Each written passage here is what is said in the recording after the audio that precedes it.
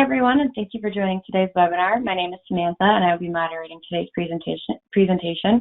Before we get started, there are a few things I would like to mention.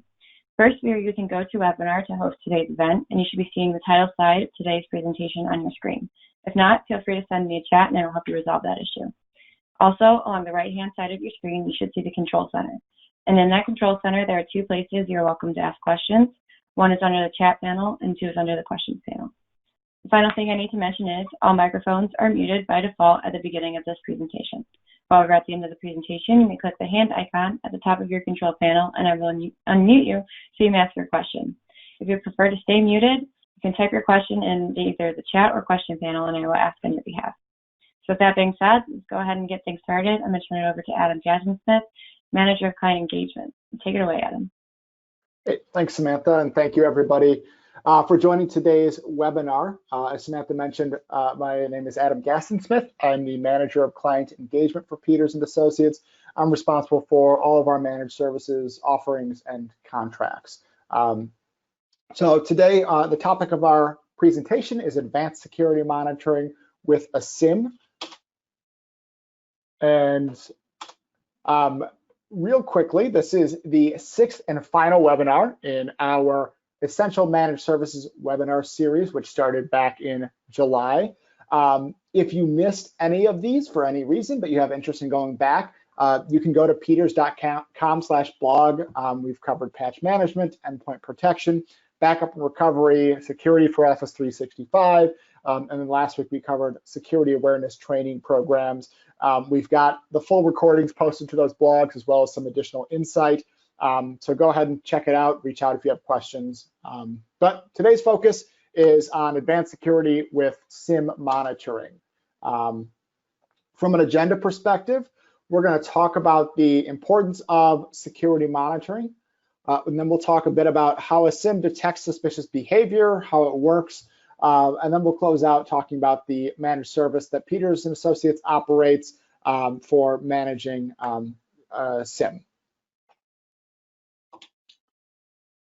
So we're going to start by looking at the NIST cybersecurity framework. If you have attended one of our events, whether in person or online in the past 3 years or so, then you have probably seen some variation of this chart. So I'm not going to go too in depth into this and beat that up, but NIST is the National Institute of Standards and Technology, and they are a government agency. They developed this cybersecurity framework to help organizations to create security strategies that were comprehensive. One of the problems a lot of organizations, and that includes us, have is that we're not regulated by any sort of industry body, right? We don't have PCI compliance to adhere to. We don't have HIPAA standards to adhere to. And that a lot of organizations find themselves in this place where so this standard was developed to help organizations like us to be able to design comprehensive security strategies that can protect our businesses. And so we obviously at Peters & Associates, we adhere to this framework. We've helped customers to adhere to this framework as well. But quickly, let's move from left to right here and just talk through what these points mean. So identify is all about understanding what type of data and applications you have, prioritizing those, whether it's based on business function and criticality, or it's based on the type of data and prioritizing in terms of how you secure that information, as well as how you treat it in terms of disaster recovery and high availability and all of that stuff. Protect is really what a lot of organizations have done security-wise for years. It was the main focus of security strategies was developing, making sure you have antivirus, making sure you've configured your firewall to be secure, and making sure you're doing patching. So protect is this defensive of keeping the bad guys out. I'm going to skip over detect for just a minute here. Respond is all about the incident response, making sure you have a plan documented, people know their role, and it's all about removal of the threat or the attacker from the environment. And then lastly, recover is about having a documented backup and recovery plan that is reliable and has been tested, taking into consideration things like RPO and RTOs and whether you're storing things offline. We talked a lot about that in our backup and recovery webinar last month. But detect is the main focus of today, and we really have it as the focal point of this diagram because it ties these two sides together. If the left is about protecting and securing from threats and from outside attackers, and the right is really about how you respond to that, detect is where these two meet in the middle, because you have nothing to respond to if an attack hasn't been detected yet. And really, detection technology and processes are, I think, getting an increased attention, which is a good thing in recent years and important. So we'll talk through some of that in just a minute. But in general, I think about how organizations detect things really in two different ways. One is the good way, which we'll focus on today, which is we have a technology or a process in place. You know, we've reviewed logs as part of a regular process and determined that something looks fishy. And now we've determined that somebody might be in our environment, or we've gotten an alert that indicates that somebody could be accessing the environment maliciously. That's the good way to detect things. The bad way to detect things is, oh, I guess my files are ransomware and now I owe somebody money, or I can't unlock these files. Or, you know, I'm calling a customer a month after we sent them an invoice and saying, why haven't you paid us? And they're saying, well, I responded to the new payment instructions you sent me last month and I sent it there. That's also how you would detect that you've been breached. And it's obviously the worst case scenario in terms of now you need to remediate that as well. They've already got a good, strong foothold in the environment. So that's the detect piece, and that's one reason why it's really important to have a detection solution in place. A few more reasons, though, that I'll cover here, and I'll do a slide on each of these. But one of those is dwell time. Another is attack trends, how things have changed in recent years, and provides a lot of context for that dwell time piece. And then lastly is sophistication, how attackers are getting smarter, how they're using new technologies and looking to outsmart our traditional security tools.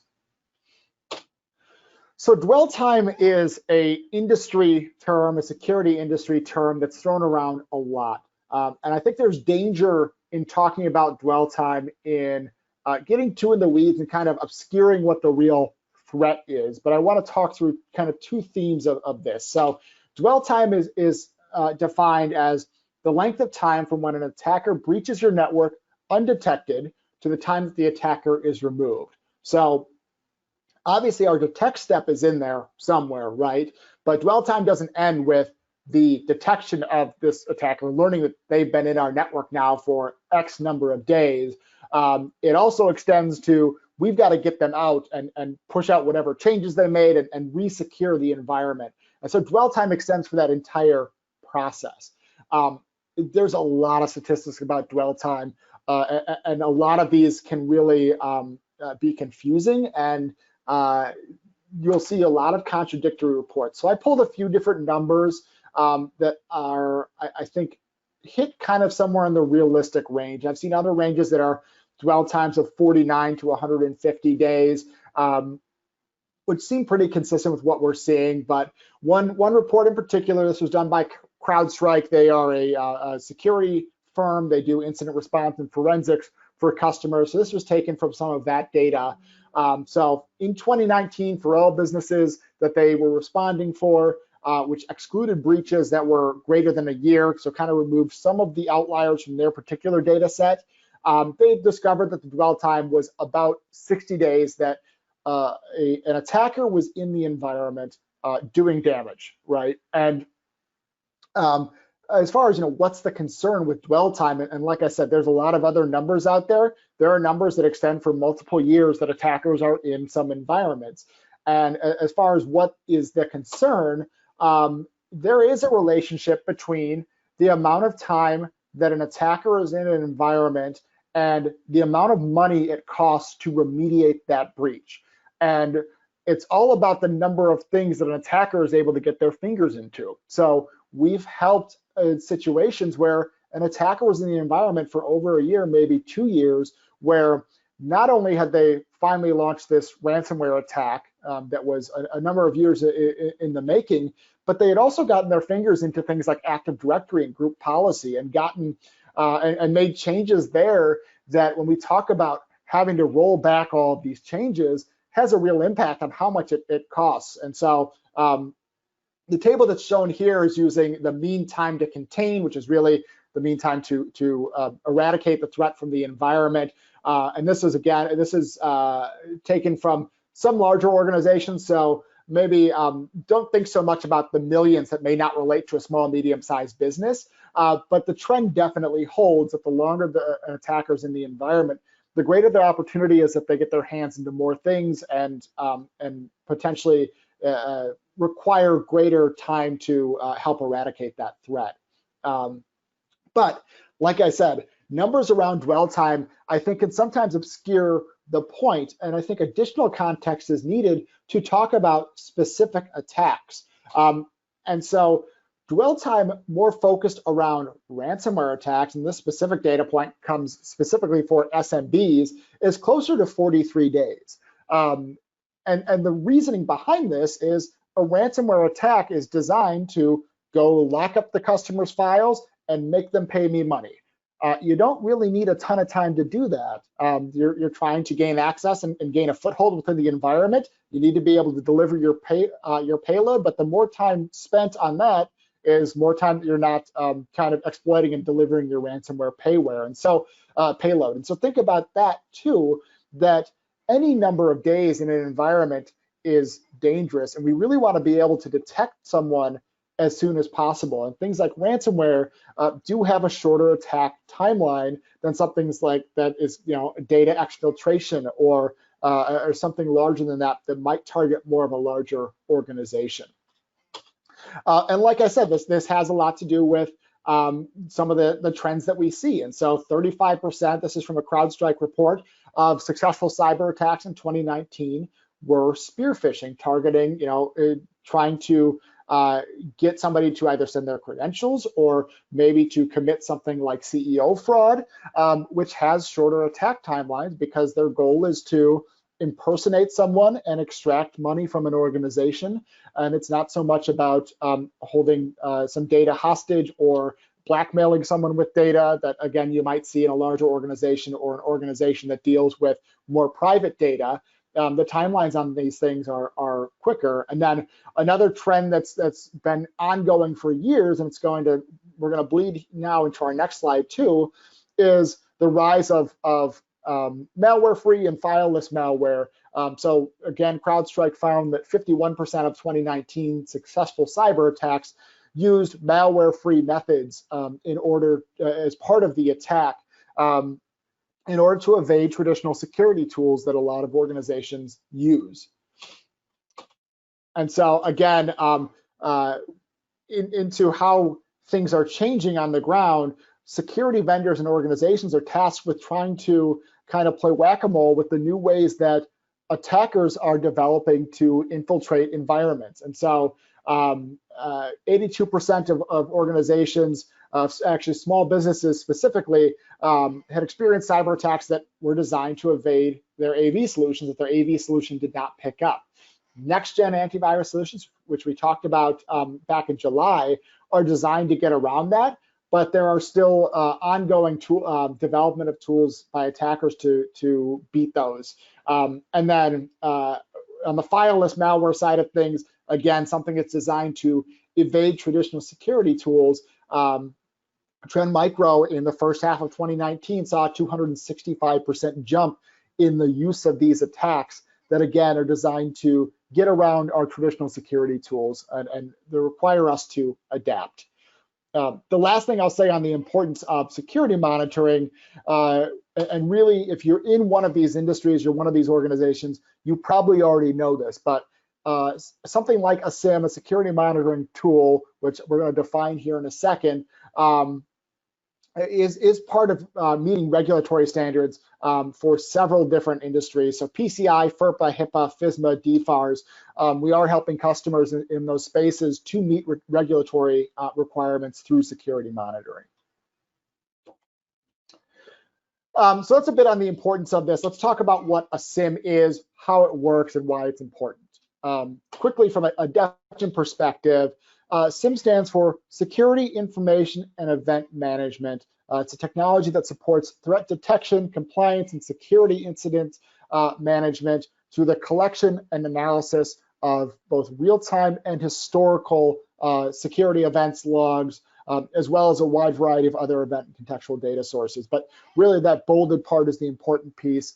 It is the collection and analysis of this log data. And so when we talk about how a SIEM works, I think it helps to provide more information on what the real value is here. So when we implement a SIEM for a customer, we're gonna pull in log data from something like the firewall, right? You know, a few weeks ago, we talked about how the security perimeter has shifted and identity is really important now in how we think about securing our environment.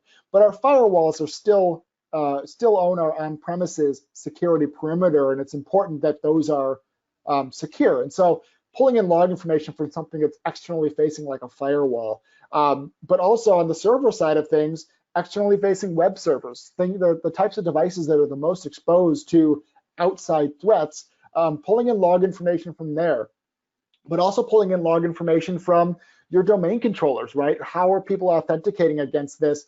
What are our login failure rates? Anything suspicious in those types of logs? Pulling in that type of information, and then you know, things like your internal networking, like your core switches, where our information is traversing.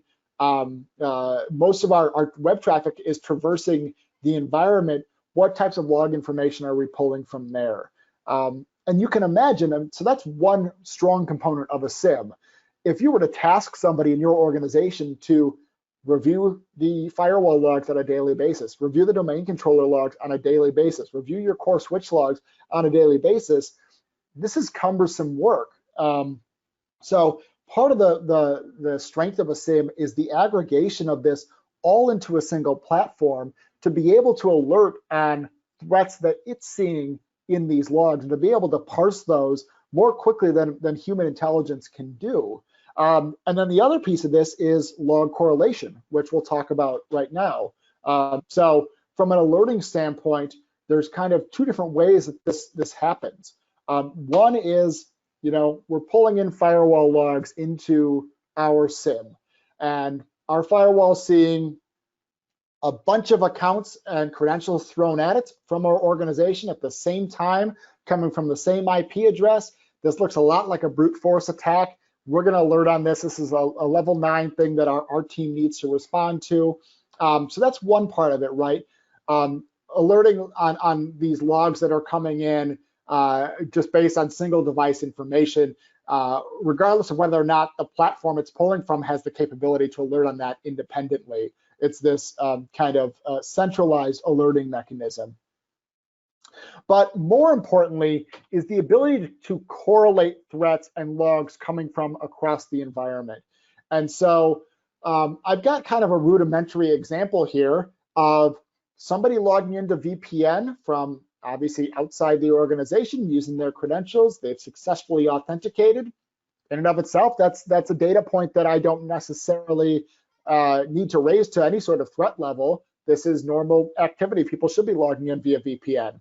However, if I see those same credentials log in via VPN against a domain controller in the office, did not traverse the VPN, now that's a threat. Now I see that we've got two different systems telling me somebody has logged in, one from a local location, another remotely. This is probably an issue of a credential compromise. And so that's something that then surfaces an alert, and something that's really hard for an individual looking at multiple systems to be able to determine that without the strength of a SIEM. So this is really the power of what a SIEM can do. So let's talk a little bit about what else goes into a SIEM, because it's not just relying on technology. There's also some regular maintenance and understanding of how things work to be able to understand if it's appropriate or what kind of model might be appropriate when it comes to a SIEM in your environment. So first of all is people. We looked at this. This is our standard people, process, technology, right? This is a simple breakdown for how we think about security in an environment. We break it down into people playing a role, the processes that we design playing a role, and the technology that we rely upon playing a role here. And so from a people perspective, need to have people managing this that understand how to identify threats within this information and how to respond and how to go about their incident response plan that's hopefully that you should have documented and are able to follow. And that's just one part of it. You also need to think about the 24/7 aspect of being able to respond to threats that are identified. So definitely need to have that level of expertise that has familiarity with these types of threats and how they appear and how to respond to them. From a process perspective, managing a SIEM has a lot more than even maybe traditional. It's not just your standard technology platform, right? So there's traditional patching and general platform maintenance that needs to be done. There's also continuous development by the providers of the SIEM to be able to help interpret and parse logs of new devices and new security services, new cloud services. How are we adapting to an environment that's now spread across clouds and being able to take information and logs from there and parse those? And that's all part of regular maintenance on this type of technology and being able to maintain it. The other piece is rule tuning. One of the worst things that you can do from a monitoring and security monitoring perspective is to introduce a noisy system that ultimately people will learn to ignore instead of responding quickly to the high priority alerts. And so organizations need to be able to tune out the noise that's specific to them. So one example we see of this is, organizations that say have a branch or do business in Russia. For them, it's normal to have a lot of firewall traffic coming from that location. For a lot of businesses that wouldn't do business there, that would be something that would be abnormal, and we would want to flag on things like upticks of traffic from those locations or to other areas of our network from those locations. And so things need to be tuned specifically to the environment and the way that you do business. And then lastly is report review. So we're relying on the SIEM and the technology to help us to surface these high priority things. There's also a set of lower level things that don't correlate to any sort of major threat. They by themselves aren't a major threat, but they might be trending types of issues that we want to look at. And so does require some type of process in place to be able to review the reports that come out and provide more context and understand if things need to be explored a little bit more deeply. And then lastly, from a technology perspective, the rules and the parsing logic that are part of technology, the SIEM platform, the machine learning that learns the types of log events that come in and understand how they work for your environment. Log correlation we talked about, and the near real-time threat alerting. And we talk about near real-time because the SIEM is based on sending these different devices, sending their logs on as frequent a cadence as we can get without slowing down the network or anything like that. So we want to be able to detect as soon as possible and reliant on some of those cadences to do so. But that's the technology part which we kind of focus on in the last slide. So that's background on how a SIEM works. Lastly, I'll just close out with talking about the service that Peters and Associates provides and opening the floor to more questions as well. So Peters and Associates has a service called Pulse Alarm Managed SIEM. It's 24/7 security monitoring, alerting, and response. It's our team looking at those alerts coming out and working off of a general response playbook and helping to remediate those threats and eradicate the breach as soon as possible.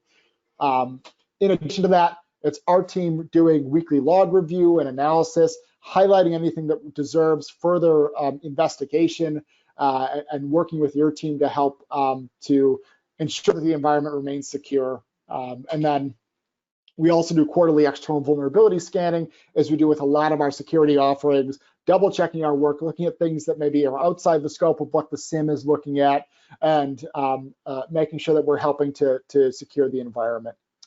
From a pricing perspective, I'll provide the same kind of caveat I have with all of these in this series where we've shared pricing.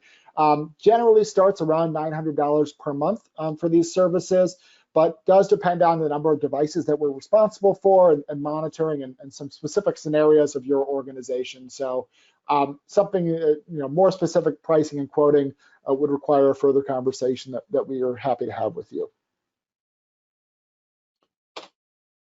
From a what's next perspective, one thing I would say is if you do have further questions about either security monitoring, or you have questions about endpoint protection or patch management, backup and recovery, security awareness training programs, securing Office 365, reach out to your Peters & Associates account manager, reach out to me, or reach out to info@peters.com. Schedule a discussion. We're happy to talk through more relevant details to you. We'll send you a $25 gift card as well as a thank you for having that conversation with us.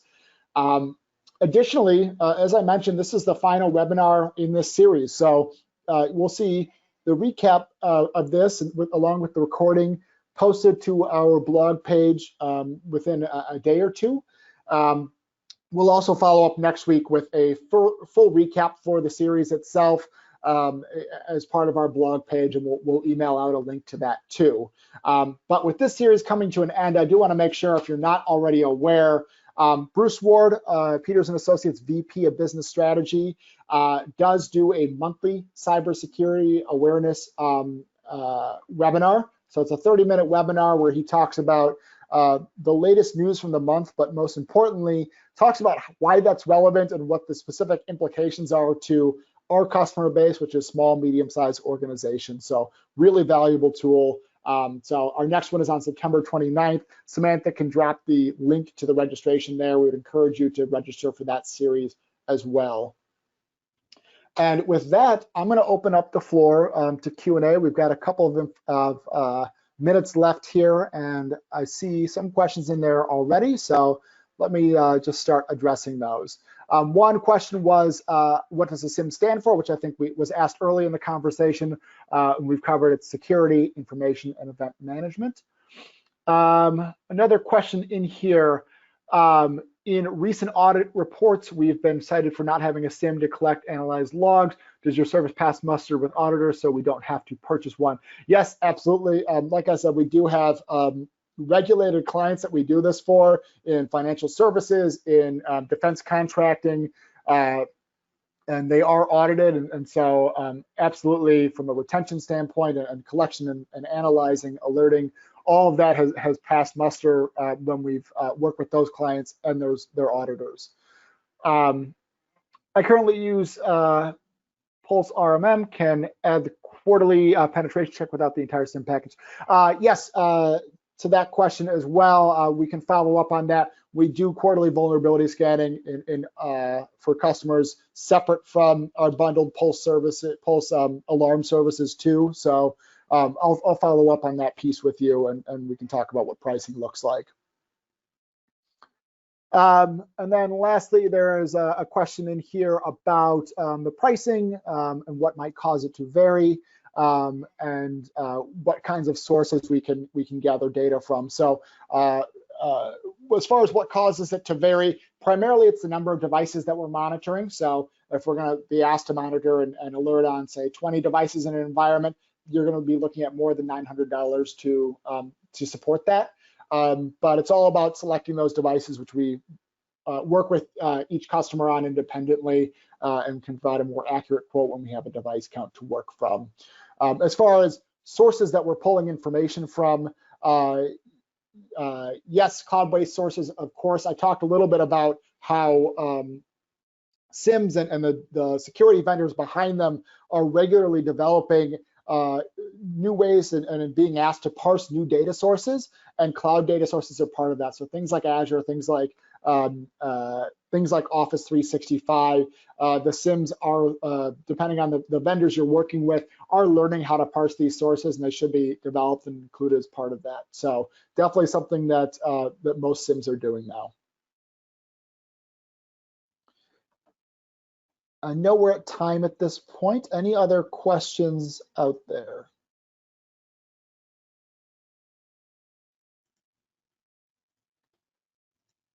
Okay. Then I think with that, we're going to go ahead and close things out. As always, if you don't have an account manager, don't know who to reach out to, go to info@peters.com, or you can call us directly. We're happy to have a discussion on things that we presented or things that we didn't present here. And thank you as always for joining us. We hope that we see you on some of our upcoming webinars, and have a great day.